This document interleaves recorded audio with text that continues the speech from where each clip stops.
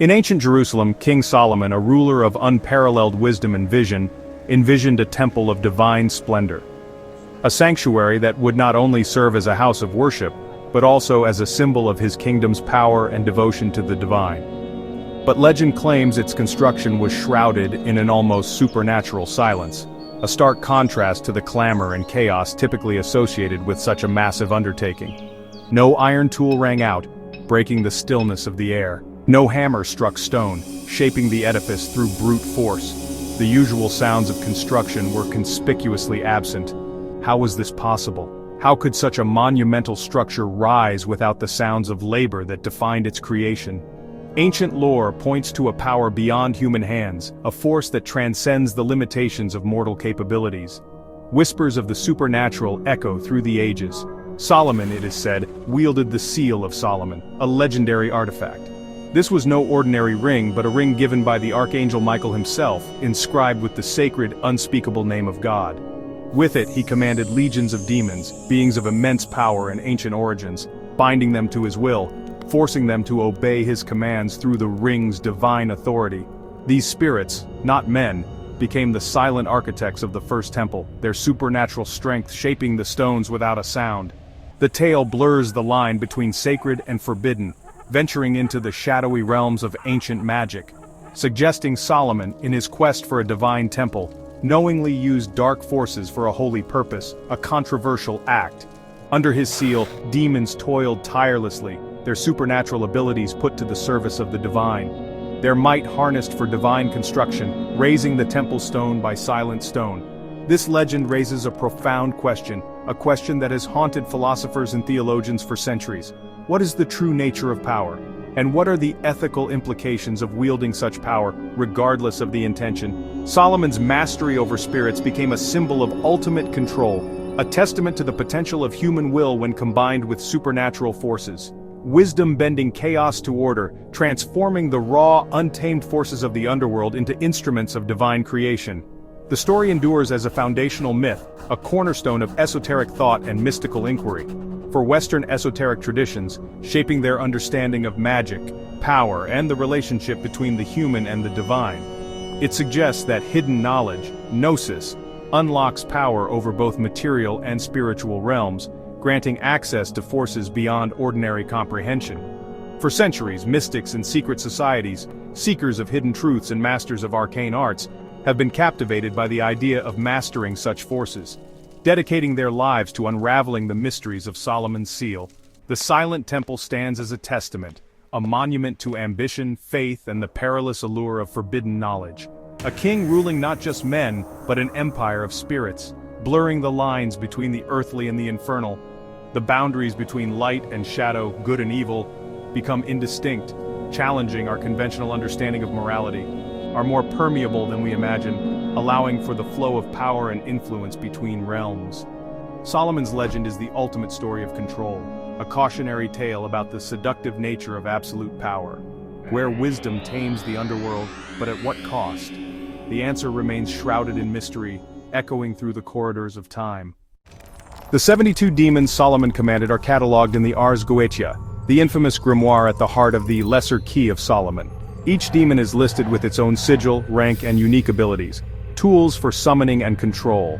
Beelzebub, Belial, Asmodeus, and Valak are among the most notorious, each representing a force of chaos or temptation.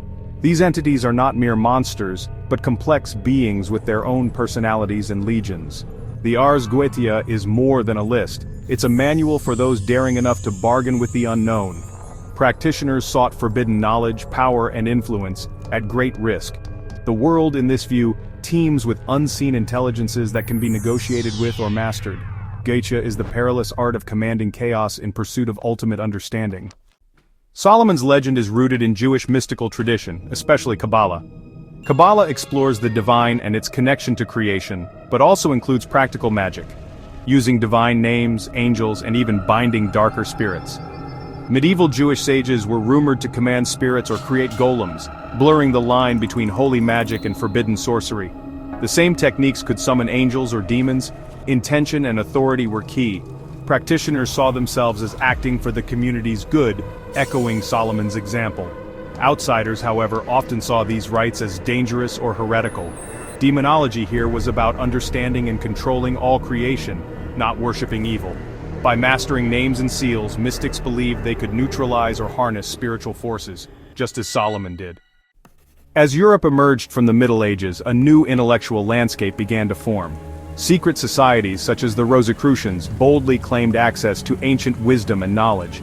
They traced their spiritual lineage all the way back to Egypt's mystery schools, seeing themselves as the true inheritors and guardians of primordial knowledge.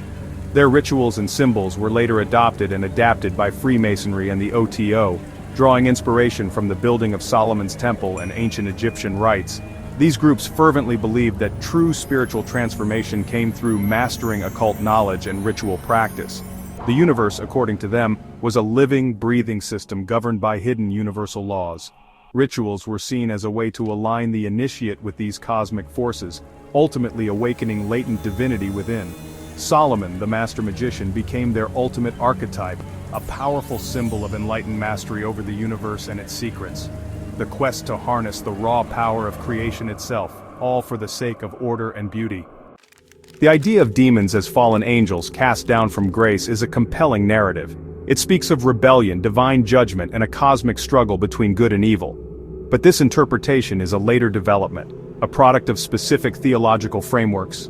When we delve into the beliefs of ancient cultures, we find that they often saw powerful spirits, entities that influenced their lives and the world around them.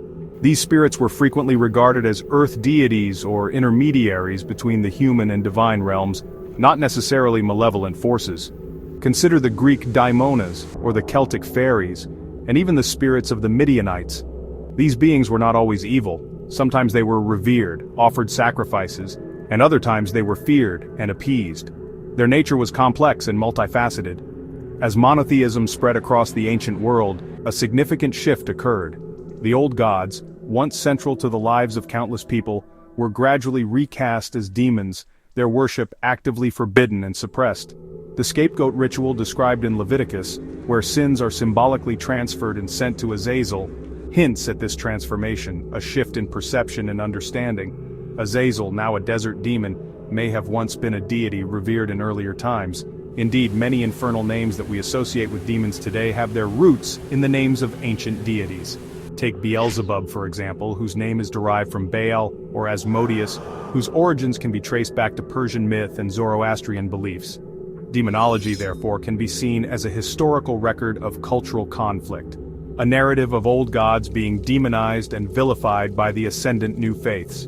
The enduring battle between God and the devil, a central theme in many religions, echoes the historical struggle between the rise of monotheism and the fading, but not forgotten pagan past. The old gods, once worshipped and revered, became the new devils, feared and reviled. Their powers, once seen as benevolent or neutral, were reinterpreted as sinister and malevolent.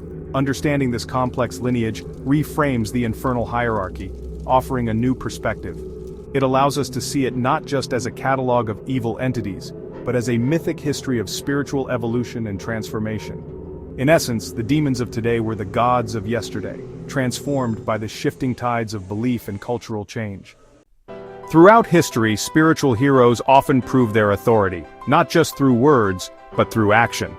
They demonstrate their power by confronting demonic forces, those entities that represent the antithesis of good. These confrontations are pivotal moments defining their roles as protectors and guides.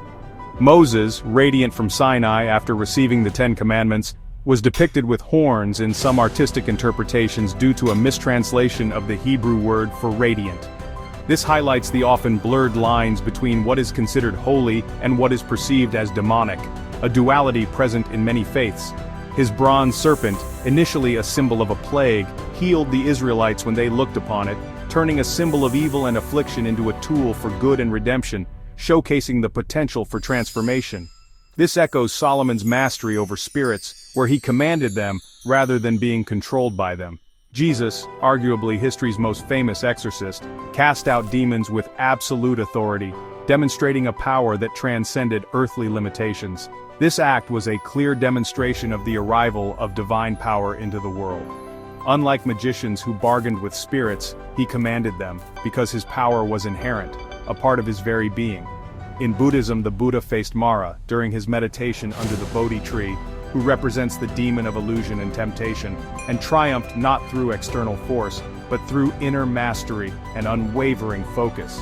These stories, found in ancient religious texts, are allegories, where the prophet conquers not just external chaos but also internal fear and ignorance.